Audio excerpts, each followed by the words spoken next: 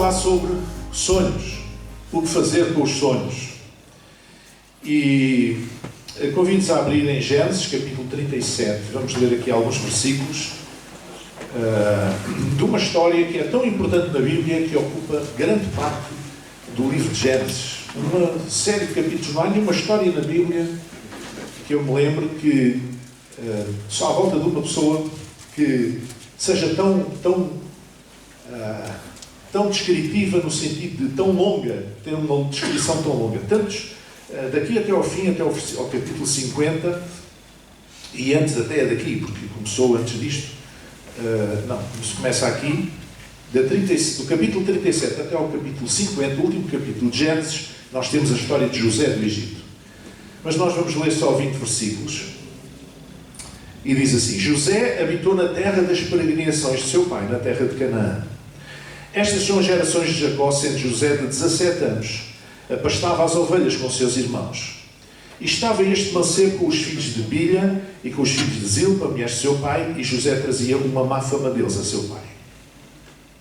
Portanto, ele começou por ser queixinhas. E Israel amava José mais do que a todos os filhos, porque era o filho da sua velhice, era o mais novo, e fez-lhe uma túnica de várias cores. Portanto, ele, o pai, começou a fazer discriminação entre os filhos. Vendo, pois, seus irmãos que seu pai o amava mais do que a todos os seus irmãos, aborreceram-no e não podiam falar com ele pacificamente. Sonhou também José um sonho, que contou a seus irmãos, por isso o aborreciam ainda mais. E disse-lhes: ouvi, peço-vos este sonho que tenho sonhado. Eis que estávamos atando molhos no meio do campo, e eis que o meu molho se levantava e também ficava em pé, e eis que os vossos molhos o rodeavam e se inclinavam ao meu molho.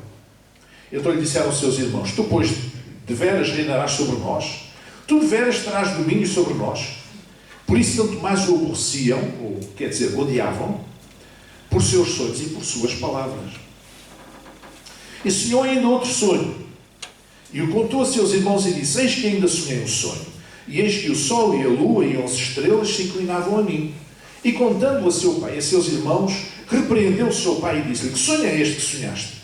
Porventura viremos eu e tua mãe e teus irmãos inclinados perante ti em terra? Seus irmãos, pois, o invejavam. Seu pai, porém, guardava este negócio no seu coração. E seus irmãos foram apacentar o rebanho de seu pai junto de Siquém. E disse, pois, Israel a José: não apacentam os teus irmãos junto de Siquém? Vem e enviar-te a eles. E ele lhe disse: eis-me aqui. E ele lhe disse: ora, vai e vê como estão teus irmãos e como está o rebanho, e traz-me resposta. Assim o enviou do vale de Hebrom, e José veio a Siquém. E achou um varão, porque ele andava errado pelo campo, e perguntou-lhe o varão, dizendo: procuras? E ele disse: procuro meus irmãos. Dize-me, peço-te, onde eles apacentam. E disse aquele varão: foram-se daqui porque ouvi-lhes dizer: vamos a Dotã. E José, pois, seguiu os seus irmãos e achou-os em Dotã. E viram-no de longe, e antes que chegasse a eles, conspiraram contra ele para o matarem. E disseram uns aos outros: eis lá vem o sonhador mor. Vinde, pois, agora, e matemo-lo, e lancemo-lo numa destas covas, e diremos: uma besta fera o comeu, portanto, um animal selvagem, e veremos o que será dos seus sonhos. Até aqui a palavra do Senhor. Se quiserem conhecer a história, é só ler o resto do capítulo do livro de Gênesis, ficou a saber da história. O que nós vamos falar hoje é sobre sonhos noturnos. Não é dos sonhos quando nós estamos acordados. Isso é outra pregação. Vou falar de sonhos noturnos. E esse sonho noturno é uma experiência que é inerente ao ser humano. Todas as noites nós sonhamos. Todas as noites. Só que a maior parte das vezes não nos lembramos, quando acordamos no outro dia, não nos lembramos do que é que sonhamos. E nós sonhamos sonhos bons, sonhos maus, os chamados pesadelos, e aqueles que não são nem bons nem maus, mas são estapafúrdios, chamados sonhos parvos. Que é a maior parte, se calhar, daquilo que nós sonhamos. Mas sabem que até os bebés sonham. Cientificamente está provado que os bebés, na barriga da sua mãe, ainda, antes de nascer, sonham. Não se sabe ainda com o quê, mas sonham. Há quem considere que o sonho é um mero subproduto da atividade cerebral noturna, porque o nosso cérebro não para quando nós dormimos. O nosso cérebro continua a ter atividade elétrica. Outros acham que é uma experiência de imaginação do inconsciente durante o sono. Outros pensam que o sonho representa a busca pela realização de um desejo inconsciente reprimido, alguma coisa que nós não queremos admitir, por normalização social, por vergonha, etc. Mas é um desejo que está lá reprimido, digamos assim, há uma teoria nesse sentido, e então nos sonhos esse desejo reprimido vem ao de cima e nós sonhamos com aquilo.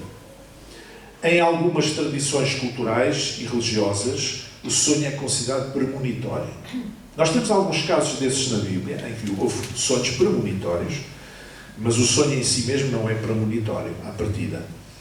Outros pensam que é uma chamada expansão da consciência. Mas o que eu queria chamar é que a atenção é que há sonhos de Deus, que eu chamo sonhos espirituais, e há outros que não são. Por exemplo, a Bíblia cita vários. Eu vou citar 2 ou 3 casos. Por exemplo, o sonho da escada de Jacó em Betel. Jacó foi e a certa altura teve que parar, adormeceu, pôs a cabeça em cima de uma pedra, adormeceu. Eu não sei como é que ele conseguiu pôr a cabeça em cima de uma pedra, porque se a almofada for muito rija, a gente já tem dificuldade em dormir, não é? Mas ele, naquele tempo, as pessoas, era assim, meio bola e força. E ele sonhou e viu uma escada que ia até ao céu, e os anjos desciam e subiam. E quando ele acordou, disse: isto é a casa de Deus. Betel, quer dizer, casa de Deus.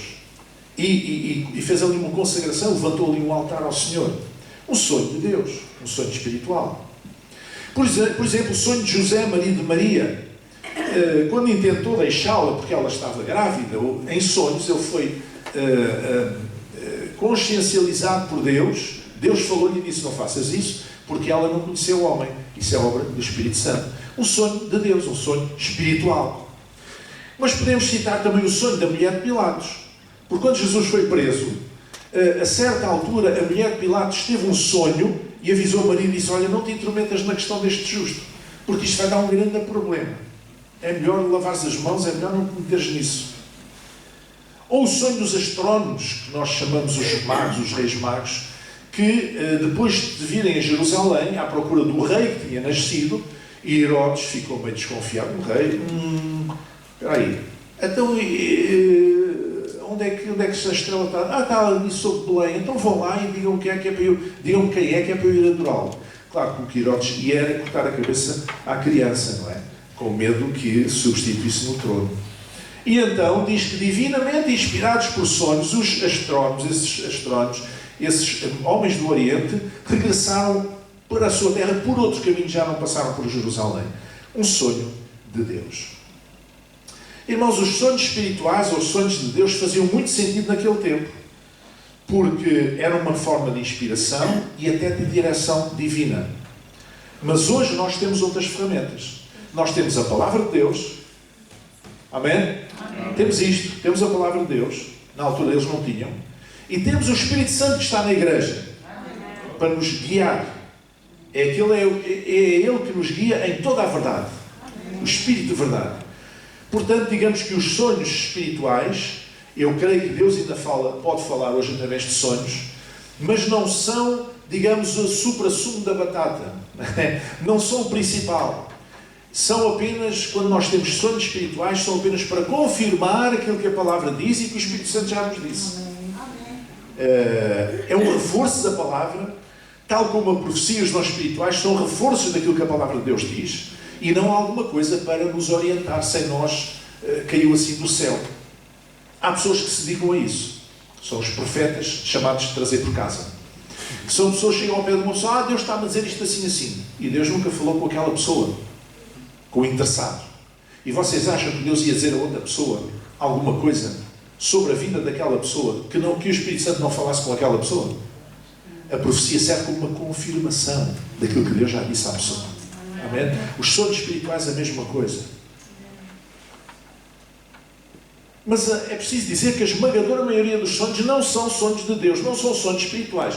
São produto apenas da nossa dinâmica mental. Do nosso cérebro que estando nós em estado de inconsciência, está a trabalhar e produz esses sonhos. E forçar as coisas, isto é, querer transformar sonhos naturais em sonhos de Deus, sonhos espirituais, pode dar mau resultado. Há muitos anos atrás tinha aqui um irmão na igreja, no fim do culto, de vez em quando, quase todas as semanas, numa certa altura, chegava ao pé de mim e perguntava: pastor, eu sonhei assim uma coisa, umas rosas que saíam do chão, e depois dentro das rosas saíam umas serpentes, e mais não sei o quê, mas não sei o quê. O que é que isto quer dizer? E eu, que já nessa altura andava cá há uns tempos, disse: olha, irmão, é assim, eu não sei, não lhe cheguei a dizer, não tenho ministério de interpretações, não disse isso, mas disse: não sei, mas olha, irmão, é assim, se Deus lhe deu esse sonho, se esse sonho é de Deus, e o irmão não entende o que é que quer dizer, peça a Deus para lhe revelar. É o que faz sentido. Então agora é que vou dizer o que é que ele sonhou, como fazem os psicanalistas aos pacientes. Os psicanalistas é que fazem isso aos pacientes. Sonhei que eu não sei o quê. Isso quer dizer isto e quer dizer aquilo. Fazem interpretação. Eu não faço interpretação de sonhos. Amém? Então não vamos confundir sonhos naturais com sonhos de Deus ou sonhos espirituais. Eles têm um lugar, mas não são, digamos, o que é corrente. O que é corrente são sonhos naturais.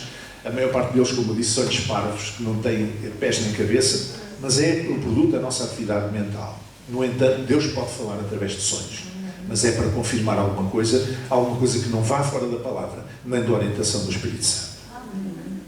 Nós temos aqui um rapaz de 17 anos, teve 2 sonhos. José do Egito. O primeiro sonho dizia assim: eis que estávamos atando molhos no meio do campo, e eis que o meu molho se levantava e também ficava em pé, e eis que os vossos molhos o rodeavam e se inclinavam ao meu molho. Isto traduzido quer dizer o quê? Quer dizer que, sendo ele o irmão mais novo, havia de vir a dominar sobre os outros irmãos todos. Eu não sei se vocês estão a ver a gravidade disto numa cultura semita e, sobretudo, entre os hebreus. Entre os hebreus havia aí, portanto, uma instituição quase que era o filho primogênito. Desde que fosse varão, desde que fosse rapaz, era o filho mais importante. Eles podiam ter 40 filhos, mas o mais importante era o que tinha nascido primeiro, desde que fosse rapaz. Se fosse rapariga, não contava. Mas se fosse rapaz, era isso que era importante. Se o pai morresse, era ele que assumia a responsabilidade da casa. Portanto, ele tinha certos privilégios, certas prerrogativas sociais também na sociedade do antigo Israel. Agora, veio o mais novo, o fedelho, o mais novo de 12 filhos, ou o que foi, e vem dizer que os outros haviam de se curvar perante ele. É um bocadinho difícil de engolir. Eu até compreendo os irmãos dele. Segundo sonho. Teve José o sonho, e o contou a seus irmãos e disse: eis que tive ainda outro sonho, e eis que o sol e a lua e as estrelas se inclinavam a mim. Tradução. José havia de vir a dominar também, não só sobre os irmãos, mas sobre o pai e a mãe, o sol e a lua. Toda a gente se inclinava a ele. As estrelas, o sol e a lua, olha a coisa. E ele não fez mais nada. Ele foi babalhar isso para os irmãos. E foi para o pai e para a mãe falar a toda a gente. Ele agiu mal. E o que se passou depois, nos tempos que se seguiram a esta situação, foi o resultado da imprudência deste rapaz, da ingenuidade deste rapaz, ou talvez mesmo de alguma provocação. Ok, ele já tinha 17 anos, não tinha 7. Tinha 17 anos. Eu não sei se não havia ali mesmo alguma provocação. Ele devia ter guardado os sonhos para ele. Guardado os sonhos para si. Porque falou demais, sofreu consequências muito desagradáveis. Vamos ver quais foram essas consequências. Os irmãos odiaram. Não podiam aceitar que um fedelho mais novo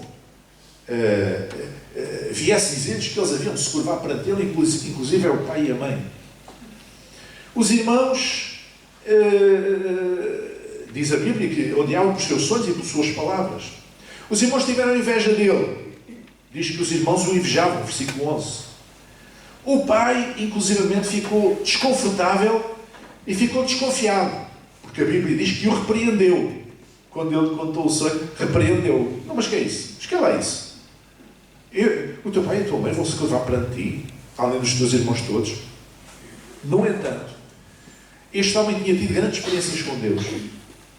E o pai. E por isso, diz também a palavra que o seu pai guardava este negócio, este assunto no seu coração. repreendeu, mas guardou alguma coisa no seu coração, pensando, mas o que é que isto quer dizer? Os irmãos desprezaram. Quando o viram vir ao longe, lá vem o sonhador mor. Lá vem o sonhador. Esse rapaz é um sonhador. Mas mais grave do que isto, tentaram matá-lo. E viram de longe, e antes que chegasse a ele, conspiraram contra ele para o matar. Mas depois, porque nem todos os irmãos estavam de acordo em matá-lo, então eles acabaram por simular a sua morte, mataram um animal, tingiram a túnica dele, rasgaram-lhe a túnica, tiraram a tal túnica de cores, muito bonita, que o pai tinha feito, mandado fazer, comprado, e levaram a túnica cheia de sangue aos pais, e lançaram numa cova, e quando vieram os mercadores a caminho do sul, eles venderam-no como escravo àqueles mercadores. Então José sofreu muito, até se conseguir reencontrar com a sua família, muitos anos depois. Ele sofreu muito. E sofreu por causa das asneiras que fez. Ele sofreu a consequência dos seus atos. Tão simples como isso. E eu quero lembrar aos irmãos o seguinte. O conceito de família, naqueles tempos, era um conceito muito forte. As ligações, os vínculos familiares eram muito fortes. Ele era um filho querido do pai, dos seus pais. Os pais choraram a morte dele. E ele foi vendido para longe para uma terra onde nunca tinha estado, uma língua que ele não conhecia, e sofreu uma série de problemas, até que foi parar à cadeia, como nós sabemos, depois de Deus o levantar. Teve uma série de problemas, ele sofreu as consequências dos seus atos, da sua imprudência. E nós podemos perguntar, então, mas os sonhos de José eram de Deus? Eram. Mas não deviam ter sido badalados, nem mal interpretados. Então, houve aqui dois erros. Primeiro, foi ele bambalhar os sonhos, assim, de uma maneira muito seca, aos irmãos, e tê-los interpretado mal. Já vos falar sobre isso. José, de facto, errou na interpretação daqueles sonhos. Porque viu neles, no primeiro deles, uma questão de domínio, que era uma questão fortemente contra a cultura. Um filho mais novo não tinha quaisquer direitos numa família do antigo Israel. Não tinha quaisquer direitos. Se fosse o filho mais velho, ainda, enfim... mas o filho mais novo não tinha quaisquer direitos. Mas foi isso que se passou. Foi isso que passou, essa ideia de domínio. Eu hei de dominar sobre vocês. Eu sonhei que vou dominar sobre vocês todos, inclusive também eu, pai. Foi isto que ele passou para os irmãos e para os pais, suscitando assim a sua própria desgraça. Qual seria a interpretação correta? Seria que Deus se preparava para dar a José uma responsabilidade enorme em termos de provisão. O primeiro sonho falava do quê? Dos molhos de feno que se curvavam. Nós vamos encontrar José mais tarde a fazer o quê no Egito? Como chefe do governo do Egito. O que é que ele estava a fazer nos anos de seca? Ele interpretou os sonhos de Faraó. Ficou a saber que havia, a ter consciência que Deus estava a avisar, através do sonho de Faraó, que havia 7 anos de fartura, seguidos de 7 anos de seca. E, portanto, o Egito era muito forte na questão dos cereais. Eles, através dos cereais, faziam pão, faziam cerveja, que era a sua alimentação básica. E ele pensou assim, espera aí, se agora temos 7 anos de fartura e depois temos 7 anos para não passarmos fome, eu vou providenciar para que 20% de da colheita de cada um destes anos, de fartura, seja guardada em silos, acondicionada, porque assim quando vieram os 7 anos de seca, nós temos trigo, nós temos alimentos necessários para a nossa vida, para subsistir. E assim foi. Não apenas serviu para os egípcios, como serviu para vender, porque houve uma seca em todo, não foi só no Egito, foi em toda aquela região. E por isso mais tarde a família veio descer ao Egito, muitos vieram ao Egito, do Médio Oriente, vieram de Israel, vieram ao Egito para comprar mantimento, para não morrerem à fome. Então a interpretação correta da história dos molhos seria essa. Deus haveria de lhe dar uma grande responsabilidade em termos de provisão. Ele seria usado por Deus para poder, digamos, providenciar alimentos para, não apenas para o Egito, para a população do Egito, mas para toda aquela região. Era o que queria dizer o primeiro sonho. não era cá dominar sobre os irmãos e sobre o pai e a mãe. E o segundo sonho tem a ver com a projeção do nome da sua família no mundo de então. O sonho em que ele via o sol e as estrelas e a lua. Porque o que é que aconteceu? Foi José. Não é? O nome de José foi grande no Egito daqueles dias. Porque ele, inspirado por Deus, com a sabedoria de Deus, e divinamente inspirado pelos sonhos de Faraó, que ele aprendeu a interpretar sonhos, mais tarde, ele havia de ser o homem que havia de ser a chave para resolver a fome que havia de assolar aquela região. Porque José falhou anteriormente na interpretação dos seus sonhos, Deus teve que o ensinar a interpretar os sonhos corretamente. E foi isso que ele veio a fazer mais tarde, com outras pessoas e depois com o Faraó. Ele aprendeu isso, sabe aonde? Na cadeia. Ele aprendeu a interpretar sonhos na cadeia. É quando nós vemos José pela primeira vez a interpretar corretamente os sonhos do copeiro e do outro, e que um havia de ser restaurado e o outro não. Começou aí. E depois até os sonhos de Faraó. Então, irmãos, quando os nossos sonhos são de Deus, nenhum homem os pode matar. Sabe o que é que os irmãos disseram? Vinde, pois, agora e matemo-o, e lancemo-o numas destas covas e diremos, uma fera o comeu, e veremos o que será dos seus sonhos. Vamos lá ver o que é que dá os sonhos. Ora, a mão do homem não pode impedir os sonhos de Deus. Se é um sonho espiritual, se é um sonho de Deus, não há homem nenhum que possa impedir. No livro do Apocalipse está escrito, eis que pus uma porta aberta diante de ti, que ninguém pode fechar. E eu costumo dizer que o único que pode fechar, o inimigo das nossas almas não pode fechar, o mundo não pode fechar, ninguém pode fechar, o único que pode fechar aquela porta sou eu próprio. Se eu não entrar por ela. Eis que pus uma porta aberta diante de ti. Então, se eu não quiser entrar, a porta fecha-se. Para mim, pelo menos. Mas ninguém a pode fechar, porque foi Deus que a abriu. Então os sonhos de Deus, nenhum homem os pode obstaculizar, nenhum homem os pode impedir a sua concretização. Os sonhos de Deus não morrem, mas nós podemos destruí-los, ou porque não os guardamos para nós. Há pessoas que têm sonhos e também caem na mesma asneira de José e começam a dizer este é aquele, e começam a ser postos de lado e a ser mal interpretados, etc. Há coisas que nós guardamos no nosso coração. Diz que Maria guardava todas estas coisas no seu coração. O apóstolo Paulo teve uma epifania, teve experiências com Deus tremendas que ele não ousava contar sequer. Nem sequer ousava contar. Há coisas que não se contam. Amém? Eu acho que uma pessoa, no seu perfeito juízo, não vai contar a qualquer pessoa, ou na mercearia, ou no café, ou não sei o quê, a sua vida íntima.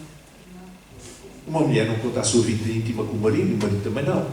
Se tiverem juízo, não é? Então, porque é que as pessoas vão logo a correr querer contar coisas íntimas delas com Deus que podem ser mal interpretadas? Não é melhor guardar no coração? Portanto, nós podemos destruir estes sonhos por não os guardarmos para nós. Ou por errarmos na sua interpretação. Se calhar, José pensava, eu vou mandar nesta malta toda. Eu vou ser o maior. Foi vendido como escravo, foi parar com os costados na cadeia e sofreu as passinhas do Algarve. Até que mais tarde, depois de ter aprendido a lição, as lições que ele tinha a aprender, Deus o levantou e usou. Amém? Ou seja, Deus nunca desiste de nós. Amém? Ou então podemos desprezar estes sonhos. E se desprezarmos esses sonhos de Deus, esses sonhos espirituais, estamos a matá-los também. José aprendeu a lição de maneira muito dura, de forma muito dura. Mas Deus acabou por cumprir o seu propósito na sua vida. Justamente porque ele aprendeu as lições que tinha a aprender. Estamos nós dispostos a aprender as lições de Deus? Nós estamos na escola. O caminho da fé é uma espécie de curso que estamos a fazer. É uma espécie de percurso na escola. Nós estamos a aprender. Só que o objeto de aprendizagem é Deus, que se revela pela sua palavra, que se revela através dos seus instrumentos, etc. Nós estamos a aprender Deus, a aprender o seu caráter, a aprender quem Ele é, como é que Ele age, qual é a sua vontade. Nós estamos neste processo de aprendizagem, neste processo como se estivéssemos na escola, uma escola espiritual, uma escola de Deus. E para isso nós precisamos de aprender as lições. Não podemos entrar para um ouvido e sair pelo outro. Não podemos ser como aquele homem que olha-se diante do espelho e vê a sua imagem moral e espiritual e logo mais vai e esquece daquilo que viu. E é por isso que a Bíblia diz, que Tiago diz, que nós devemos não apenas ser ouvintes da palavra, mas praticantes. Quer dizer, fazedores da palavra. A palavra é feita por nós no sentido em que nós a pomos em prática. A palavra de Deus é uma verdade espiritual, mas ela é trazida à realidade através da nossa obediência. Quando nós fazemos a palavra, isto é, praticamos a palavra, pomos em prática na nossa vida, então aí nós estamos a ser cooperadores de Deus, a fazer a palavra, a fazê-la viver e prevalecer na nossa vida. Será que nós estamos dispostos a aprender as lições de Deus? Eu espero que sim. Amém. Fiquem bem. Nosso Deus e Pai, bendito seja o Teu nome, Senhor. Nós Te agradecemos pela Tua palavra esta manhã, Senhor. Pelos tempos preciosos que temos passado na Tua presença. Senhor, oramos para que possas abençoar a cada uma das famílias aqui representadas, cada irmão, cada irmã, cada jovem, cada criança, Senhor, cada um de nós, Deus. Ó Deus, e que nos possas ensinar a cada dia, Senhor, neste caminho, neste processo de aprendizagem em que nós estamos, ao aprender acerca de Ti, ó Pai, ó Deus, através da Tua palavra, pela assistência do Espírito Santo, Senhor, também pelo testemunho, pela interação com os nossos irmãos em Cristo, que estão na mesma caminhada. Bendito seja o Teu nome. Abençoa os nossos dias, Senhor, e ajuda-nos a aprender as lições de cada dia, Senhor, que Tu tens para nos ensinar. Como José aprendeu, Senhor, as lições que tinha que aprender, ó Deus, e depois disso ele foi então usado de uma maneira poderosa por Ti, Senhor, naqueles dias, não apenas bênção para a sua família, nem para o país onde ele estava, no Egito, mas para toda aquela região, Senhor. Ele foi uma bênção, Senhor, e levantou o Teu nome, Senhor, em todas aquelas paragens. Em nome de Jesus, faz connosco da mesma maneira, que nós sejamos abençoados, que nós aprendamos as lições que Tens para nos ensinar e que nós sejamos uma bênção e uma influência no mundo à nossa volta. Em nome de Jesus, que assim seja. Amém.